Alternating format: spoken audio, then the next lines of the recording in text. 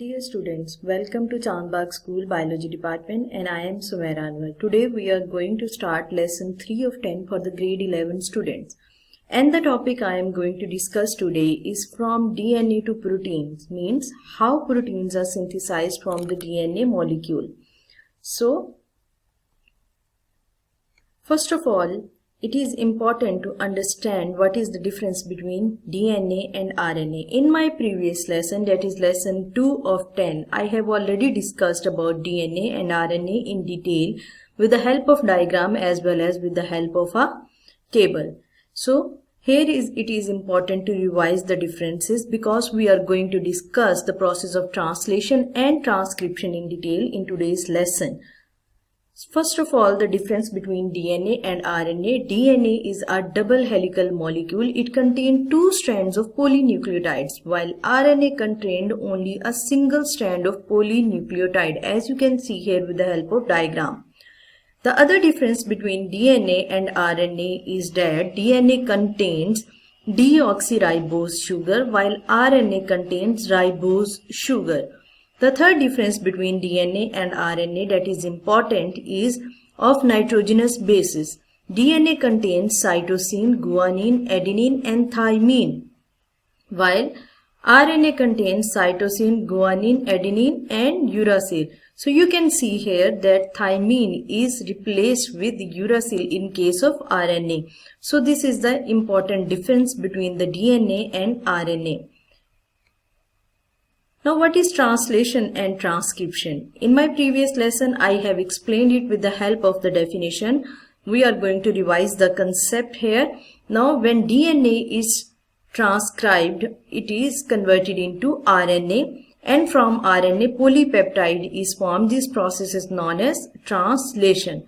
From DNA to RNA process is known as transcription. Now what happens during transcription?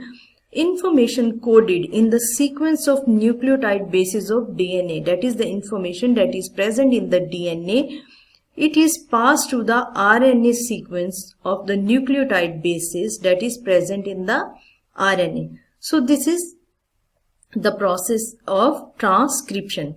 The second process is known as translation. During that process, what happens? Information in RNA is passed to the polypeptides, but never the reverse. This process never reverse. That is, from polypeptides to RNA is never formed. Only from RNA to polypeptide is synthesized. This process is known as translation. If DNA is copied and form the DNA, this process is known as replication. But in today's lesson, we will only discuss about translation and transcription in detail. Now, what are the important steps that are involved during the process of transcription from DNA to RNA? The region of the DNA carrying the gene unwinds or unzips. DNA double helical molecule will be unzipped. The two DNA strands are separated as a result of this unwinding process. Once the DNA molecule is separated, one strand of the DNA molecule is called as the template strand that is used to make the mRNA. Now what is mRNA? mRNA is the messenger ribonucleic acid. M stands for messenger RNA. So M is messenger RNA ribonucleic acid. So these are the three important steps that takes place during the process of transcription. Before going into the detail of the translation, that is from RNA to polypeptides, it is important to know what is meant by ribosomes.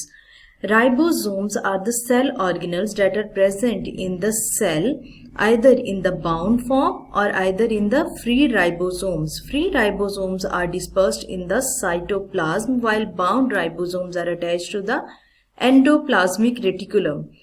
Ribosomes are composed of rRNA. RNA here stands for small RNA stands here for ribosomal RNA and proteins. So ribosomes are composed of proteins and rRNA, and ribosomes function is to help in the protein synthesis. They perform the protein synthesis that takes place during the translation. Now translation from RNA to proteins. What happens during this process? Ribosomes translate the message in mRNA into a sequence of amino acids joined together to form a polypeptide. So the message that is present in mRNA is translated into polypeptide. As the ribosomes move along the mRNA, the polypeptide produced gets longer as more amino acids are joined together by the peptide bonds. At the end of the mRNA strand, the ribosomes detaches from the mRNA and the polypeptide is released. Here is a diagram that shows the overall process. This is the DNA strand that acts as a template. For example, this is the DNA strand and it contains different types of nitrogenous bases: adenine, cytosine, guanine, thymine, cytosine, guanine, adenine, cytosine, thymine, adenine and guanine. So what is the difference you can see in case of the mmRNA? You can see here uracil in place of thymine. So adenine will bind with uracil. So this process is known as transcription, in which DNA strand is converted into mRNA transcript. Now from the mRNA, polypeptide chain is formed with the help of process known as translation.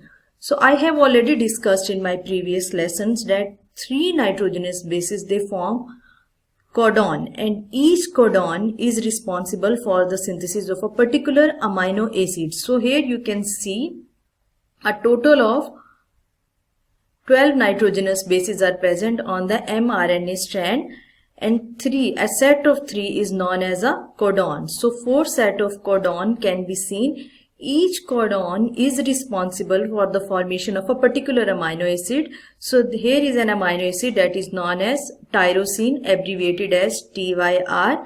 The second amino acid is known as lysine. This type of codon is responsible for the formation of amino acid known as leucine, and GUC responsible for the formation of valine. So this is the diagram that shows the overview of transcription and translation. Now polypeptide is a simple chain of amino acids, and if it is folded many times, it will form protein, that is the complex molecule of amino acids. So here is a diagram that shows the amino acids. When these amino acids will join together with the help of peptide bonds, they will form a straight chain that is known as the polypeptide. And when this chain will be folded on itself several times, it will form a complex molecules known as the protein. So here is a diagram that shows the overview of the complete transcription and translation process. So let's start with the transcription. You can see here is a DNA double helical molecule, and this DNA double helical molecule will first unzip or unwind. The load strand will act here as a template in this diagram. The template strand contains the nitrogenous bases. By reading these nitrogenous bases, a pre-mRNA is formed and the complementary nitrogenous bases will be attached. The pre-mRNA will be changed into mRNA, that is the messenger RNA. So whole process of transcription takes place within the cell nucleus. It is important to remember that the transcription takes place within the cell nucleus in case of eukaryotes. So once the mRNA is formed, it will leave the nucleus and will enter into the cytoplasm. Now the process of translation takes place within the cytoplasm. What happens here is the ribosome. You can see here the ribosome mRNA will bind with the ribosome. Here is a codon, a set of 3 nitrogenous bases, and the transfer RNA will enter, and transfer RNA will carry the amino acids. The transfer RNA recognizes a particular codon and it will bind with the nitrogenous bases present in the codon. As it is bind, it will give the amino acids, and the transfer RNA will leave here, and the nitrogenous amino acids will bind with each other with the help of peptide bond. So in this way, translation takes place. Here is a growing protein chain, and the protein is formed in the cytoplasm.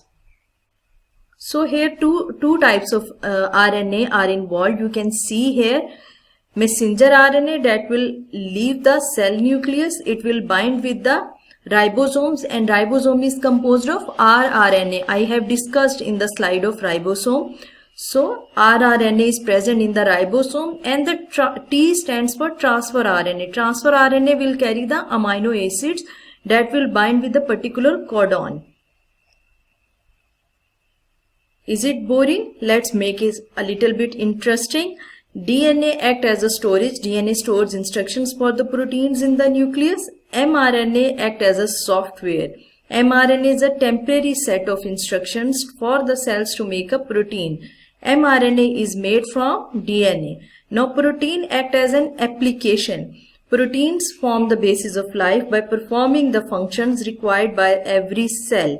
Proteins are made using mRNA. So, what is your written task or written assignment? Where does transcription and translation takes place? The second question, what is the function of ribosomes? Third question, what type of RNA is produced during transcription? The fourth one, draw the diagram to outline the process of transcription and translation. Complete your written assignment and send it on my WhatsApp number. Thanks for watching.